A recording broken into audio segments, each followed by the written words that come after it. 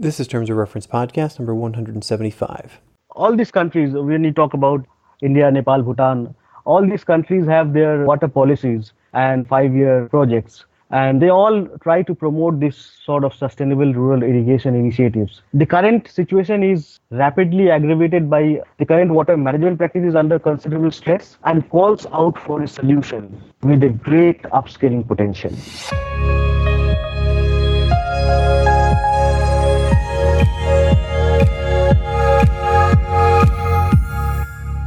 This is Terms of Reference. I'm your host, Stephen Laddick. Last week, we dove into an especially practical example of innovating to improve the plight of agriculturalists, or more specifically, those who benefit from their yields.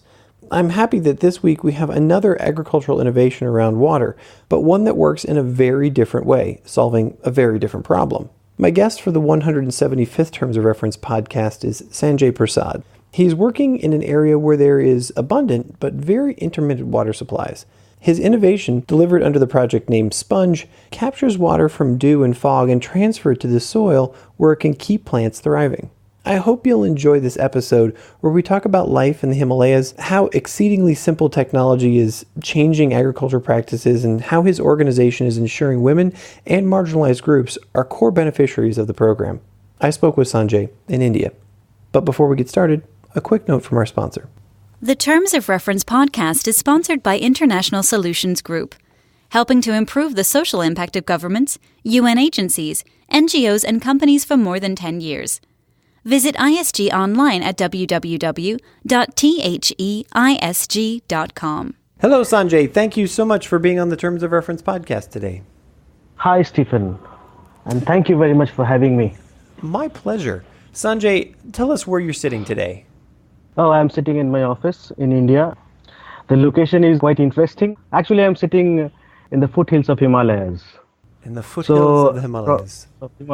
And so from my window office, I can see the whole range of Himalayan range, the foothills and the Tarai part. And this area actually bordering Nepal, Bangladesh, Bhutan. So I am somewhere sitting in the geographical area where from my hand will stretch towards Bhutan. If I stretch my left leg, it is towards India. My face will be heading towards Nepal. So this is the interesting part of this location where I am placed now. That is the best description of where you're sitting that I've ever had on this show. That is fantastic, and I can only imagine what it looks like. That must be breathtaking. Sanjay, you work for an organization called IVL, which is Swedish Environmental Research Institute. Tell us about that institute a little bit. What are the goals of IVL, and what kind of work do you focus on? Yeah.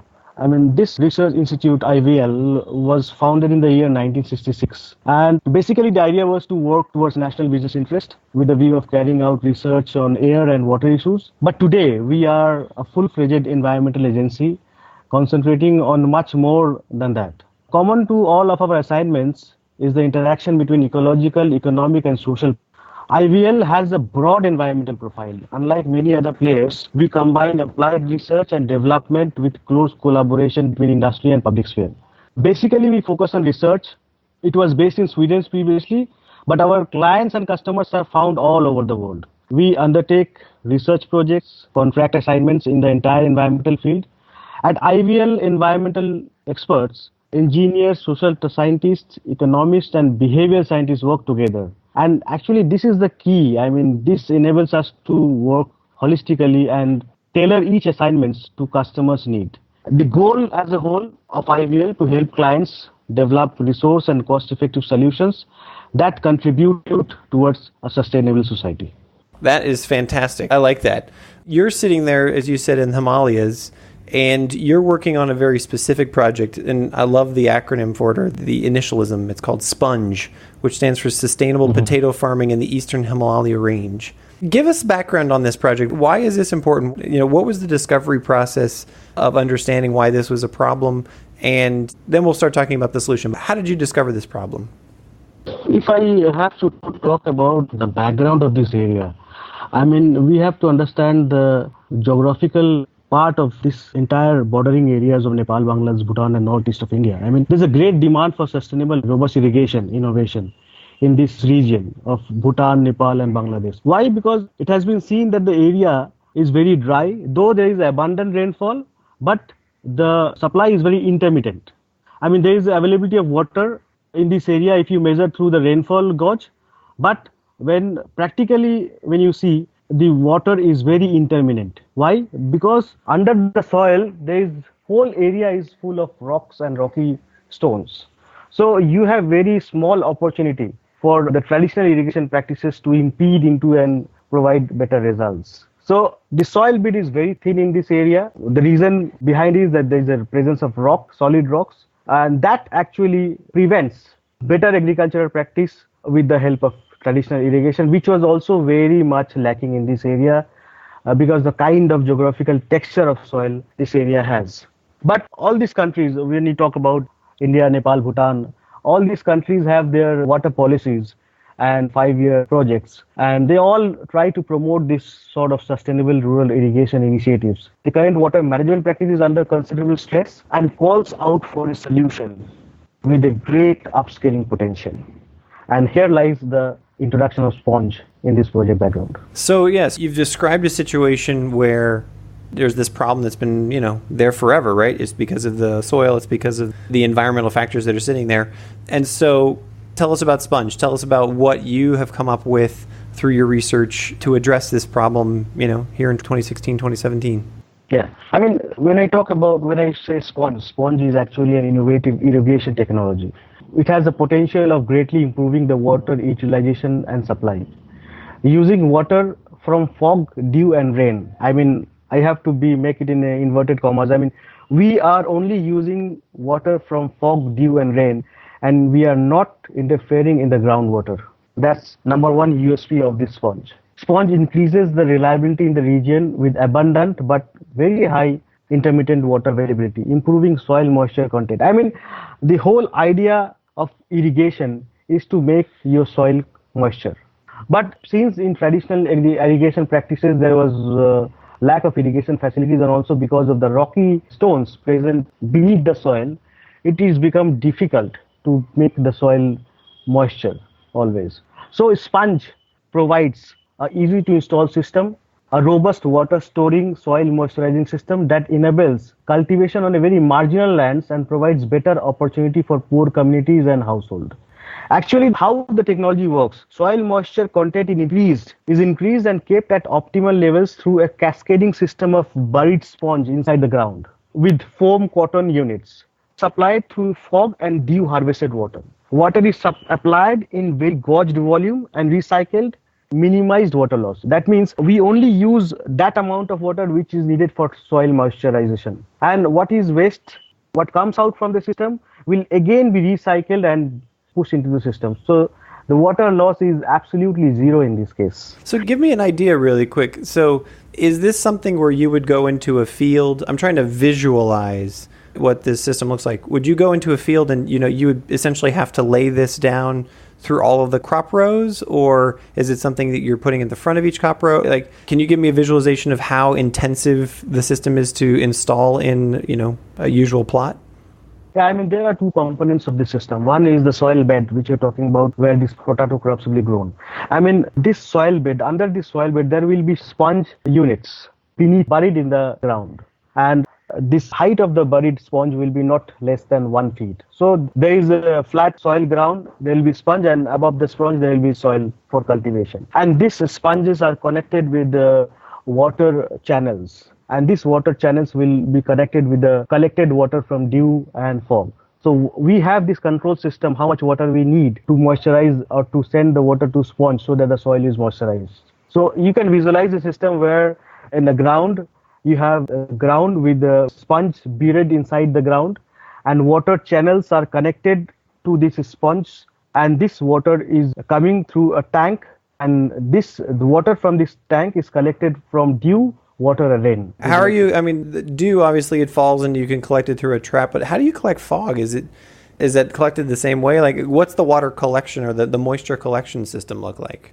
Yeah, I mean, in these areas when talking about these Himalayan foothills, I mean, the humidity content is very high in these areas almost throughout the year. I mean, and that gives us tremendous opportunity to collect this fog. I mean, we will install a system, a rectangular system, which will be standard horizontally. And this net mesh, it is embroidered with mesh of nets. And when there is a fog, the fogs are collected in these small copular nets.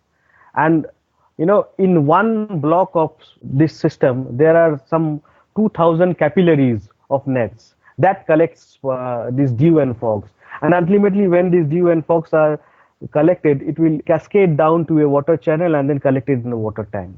So that is something we haven't utilized anywhere. I was just going to say, did you just come up with this, or is this a traditional practice that you found somewhere and you're now implementing it here, or is this completely a new innovative idea? This collection of fog and dew research is going on since 7 and 8 years. But in these areas, I see people use this kind of, they spread a sheet of plastic or they spread a sheet of tin in open ground, and in the morning they collect water from that. You can easily collect 1 and 2 mugs of water if you put that aluminum sheet or a plastic sheet in the ground throughout the night. So that actually brings us the idea, to why not utilize this channel if it is abundantly available throughout the year. At least we are going to get a 20% or 30% saving if you going to utilize this. And it is very much power free. We don't need any power or any electrical equipment to install this. It is in nature. And also, along with the mesh, this net, we are also installing a system where we can also collect rains in this system, which was not collected previously. So collection of fog and dew along with rain harvesting is the key, is the water we are talking about to be used for this cultivation. And so really what the innovation ultimately is it's converting water from, in other potentialities into, a storage tank that can then be distributed on an even basis, right, into the agricultural plot. Is that correct? Exactly. And we are not interfering with the groundwater, which is going worse day by day. Yeah, I was going to say that's huge that it's not interfering with the groundwater. Does this work for something other than potatoes? I know that you focused on sustainable potato farming, but is that just sort of your test case and this could be used for any agriculture practice, or is it specific to potatoes in some way? Actually, the idea is to not to change the kind of behavior and the pattern of cropping which the farmers have been using for so many years. So we stick on to potatoes, and since potato is very conducive because the roots of potatoes can't go beyond 1 feet in the ground. So the potato roots along with garlic, ginger and turmeric, and also green potato, which was very much grown in this region, are the main target crops, because the farmers are very much used to grow these kind of crops in their soil from the beginning. So that's why we want to focus on this product. The crops will be similar, only the irrigation practices will differ. And so what kind of barriers did you encounter, or what kind of challenges did you encounter when you were constructing and bringing this system to life in the Himalayas where you're sitting right now? Did people just essentially welcome you with open arms, or were they put off by the different kind of system? What kind of challenges did you have? Working in this region is not an easy cake. Here, the foremost job is to win the confidence of the farmers, and you can never find any more suspected people than farmers in the world. It's true. If you push them to believe something, they will never believe you. The only point which I experience in this region is that they only believe in one thing: seeing and believing. When they see things from their own eyes, then they will believe. And if you manage to bring one group of people to motivate, you can see lines of groups will come after that. So that's the trick. We are focusing mainly on the barriers where, still this sponge project is devoted to women empowerment. What happened in the traditional practices, the level is very low. The irrigation practices need very heavy machines, which only men can handle, like big tractors and plowing through cows. But with this sponge system, we welcome the women who have been, doing the other works, collecting water and other things, who have been very less say in the decision making. We want to welcome these women into the system more and more, so that because the sponge system offered them a very good opportunity to be a part of it. More than men. No big machineries, only controlled water system, gauging the water system and then doing the other part. So making these women come to our system, and making them women readily believe along with their husbands, along with their households, is one of the barriers we are working out, because this area is a very traditional area full of orthodox, where They say that females do not work, they were meant to do domestic works only. So that's what we are working on. That's why we have a full team who will work on the field, doing counseling, doing psychosocial workshops. In fact, our pilot, which we have done, is a great showcase for these farmers to come and see and believe what has happened here. That's fantastic. I love that you've taken what could be just a sort of a technological fix for agriculture and taken it into the social sphere as well. What's your plan for taking this to the world? Is this something that you think only will work in the Himalayas there, or are there other parts of the world where this will work? And are you looking at ways to scale? Yeah, we have started with the innovation with the half an acre of land. But now we aimed to reach more or less 20,000 farmers, households at the end of 3 years. And the first year we are doing a demo site in Indian northeastern part of India, where I'm sitting. The second year we will be focusing this project. We will be installing 2 more demonstration sites in Nepal and Bhutan. And the third year we will go to Bangladesh. So this is the initial plan for 3 years, catering this Himalayan region. But of course, the sponge is a project which can be used where we have little water supply, where we do not have a surface of ground. We are also doing research now on introducing sponge in a kitchen concept, like organic garden in a kitchen. A small block of sponge product with 1 square meter, and then growing your kitchen households like coriander and all. All you need is to join a funnel of your tap. And so you're talking about like just sort of on the windowsill in front of the tap, or just outside the window there kind of thing. Exactly. That is, we are thinking globally in terms of marketing. That's amazing. What other kinds of places in the world are like the Himalayas where they have enough potential water, right, through fog and dew and rain, that this would be possible? Are you able to sort of identify those? In the whole hilly region, the Himalayan region and the whole hilly region where we don't have actually soil in the ground. We have soil, but it doesn't support crops. These areas are very conducive for sponge because we don't need to do anything with the soil. We don't need to plow the soil. We only need to prepare a soil bed. It has been very magnificent with the shifting cultivation wherever it is been used. We know that shifting cultivation is prone to landslides. More and more shifting cultivation invites landslides. So if you can convert this shifting cultivation into sponge cultivation, I think it will be a great boon to prevent this environmental disaster also, globally speaking. Are there other ways that you can see that you might want to improve the sponge technology? Is there an evolution that you can already detect about how the technology could be improved? Of course, these demonstration sites we will be doing in the coming 3 years. It will actually move us closer towards forming a learning organization. Each demonstration site will give us measurements, statistics, manuals, how much exact quantity is required for exact amount of land cultivation. That sort of measurement we are looking for exactly, so that we can multiply these units, in the real ground, and then by sitting in the office we can say that we will install a system with this measurement and this will be the production. That will give us, this demonstration is in 3 years through this learning organization, which will maintain the quality and which will also increase the efficiency and the training component, and also produce good leaders within the project in different places to carry this forward, and that will make this learning organization towards more perfection, gradually. How much does a system like this cost for a farmer? Is that, I assume that you're going to try to sell it, or it might become commercialized in that way. What would it cost for a farmer to start one of these up? According to the survey we did, the end users are $12,000 what we have calculated per hectare to install this sponge system. Did you say $12,000? $12,000 for a measurement of 1 hectare of land. Okay. Mm-hmm.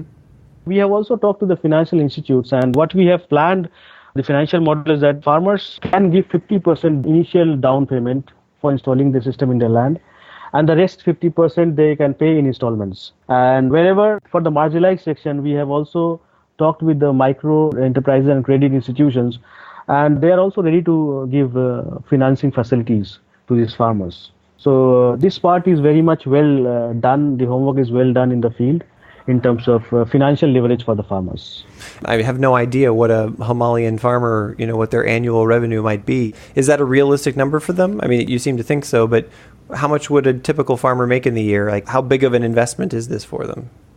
The investment as per our scale is almost 30% lower what they're spending right now. For example, I want to mention this. Without sponge, if I talked about a traditional drip irrigation practice, what we need is we need water which has to be pumped from the ground. And that needs a diesel generator or an electrical pump.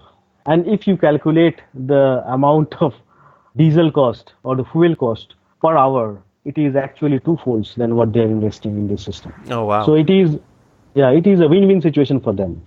And how did IVL get started with this? And I'm just talking in terms of funding. Is this how IVL works, in that you find an innovation and then you go out and do some test models and then you try to commercialize it? Or was this started from a grant and you're now successfully seeing a model produced? Or how does this usually work? How do you bring an idea to life at IVL?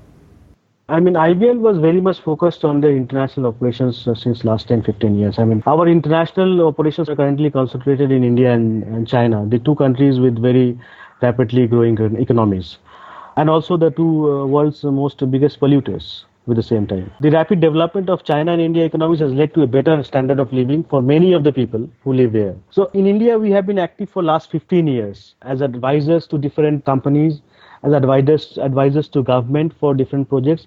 IVL has also been involved in many projects, research and training programs in India from few years. Our activities in India have primarily targeted the introduction of more eco-friendly production processes and cooperation between India and other financial institutions in the field of environment, technology, energy, and biotechnology. So IVL's role basically here is to develop a cooperation between the local partners who are working in this region and the national plan and also the international donor agencies to introduce smart and resource efficient solutions that can help India reduce its emissions and also manage limited resources. The focus will primarily be on water management, which is our main subject. The idea is to exploit both local know-how and introduce IVL expertise to promote the utilization of eco-friendly energy resources and also energy efficiency and clean technologies. Just so that I know, or that our listeners know, can you give us an example of maybe some other innovations that you're working on right now in some of those other areas? We are also working in an urban setup with IVL as the lead partner, and this project is being funded by SIDA. First time we are introducing a kind of groundwater supply system in the hilly areas. Normally, I don't know if you have visited any hill town. If you go to a hill town, basically in India and in Nepal and Bhutan, you can see the water pipelines over the surface. You can see bunch of pipes, around 200 pipes or 300 pipes bunched together individually, and they're running over the roads, beside the roads. The first time with IVL has introduced a groundwater water piping system in the hilly region through a circular system where water is kept at pressures always to limit the bacteria generating in the pipelines. What happened in the hilly regions, because of lack of these treatment facilities, more and more people becoming prone to health hazards like diarrhea. Because in hilly region, if people in the altitude of 5,000 meters using water, that water is again coming to the person who is living in the 750 meters altitude. So this water is flowing from top to bottom. So treatment from top to bottom is very important. Otherwise, the people living in the lower altitudes, they will suffer from waterborne diseases. And that's what we try to address in that urban system we are working with. And that's also a kind of innovation which was not addressed earlier. Sanjay, I have two more questions for you. The two questions I ask every person on this podcast. And the first one is, who do you pay attention to? I'm really interested to hear your answer to this question. Sitting where you are, in the area where you are, how do you stay up to date? How do you stay fresh with, new agriculture practices, just sort of new ideas, new innovations, etc.? And the obvious answer is, you listen to your farmers, you listen to your colleagues, but are there blog feeds, magazines, Twitter feeds, whatever? What are the things that you use to stay fresh? We have publications. We are using all the social networking platforms, to keep ourselves updated all the time. But, the most challenging part is you're right that, farmers are important, clients are always important. But the point is that grasping something from the local knowledge and then revamping it in your laboratory and then present it to that local community is the main challenge, which actually makes us, upbeat the idea is that, I am giving what they have offered in a refreshing mode, in a fresh mode. Will they going to accept it? And what are the other supporting things, like I told you, counseling, psychological support, behavioral counseling. We are presenting this product with these aspects of social intervention. We are talking with the farmer groups. If you convince one farmer group, the queue of farmer groups will follow. The sites, the demonstration sites we have selected, the farmers who have offered their land. We have a limited 4 hectares of land for the first year. And now after talking to these farmers, there are plenty of farmers who are just coming in our office to say, why don't you take my land? Why don't I am ready to give my land? So that is the kind of encouragement and motivation we get when people understand, when people express their pleasure and satisfaction and expected that something is going to happen to them. That makes us fresh. The last question I have for you is, you are a person who is working on an innovative technology for farming. You're surrounded in a research institute where cool things are happening all the time. Is there a particular process or technology or shiny new object that you're aware of that you think could deserve a shout out, could deserve, some media attention that you'd like to mention? We talked about irrigation practices. The whole of South Asia, we always say that, production or farming happens from irrigation practices. But, actually no one bothers. We talked about harvesting for domestic use, but no one actually bothers, have deep down to how to utilize this rainwater harvesting for irrigation. Particular irrigation, that is one thing which though it is very common. If you ask someone, all researchers say, though, yes, we have been working in this direction, but basically for irrigation, rainwater, concrete works has been taken up. And think about these regions where rainfall is very abundant, but still these people are not able to cultivate their land because of water. That's a contrasting picture. That needs to come to forefront. Why it is happening? Why we are not able to manage those abundant water supply, rainfall, to introduce in the irrigation system. Sanjay, I really appreciate you taking the time to speak with us today. Thank you so much. Thank you, Stephen. You've been listening to the Terms of Reference podcast from Aidpreneur.com. Subscribe to us on iTunes.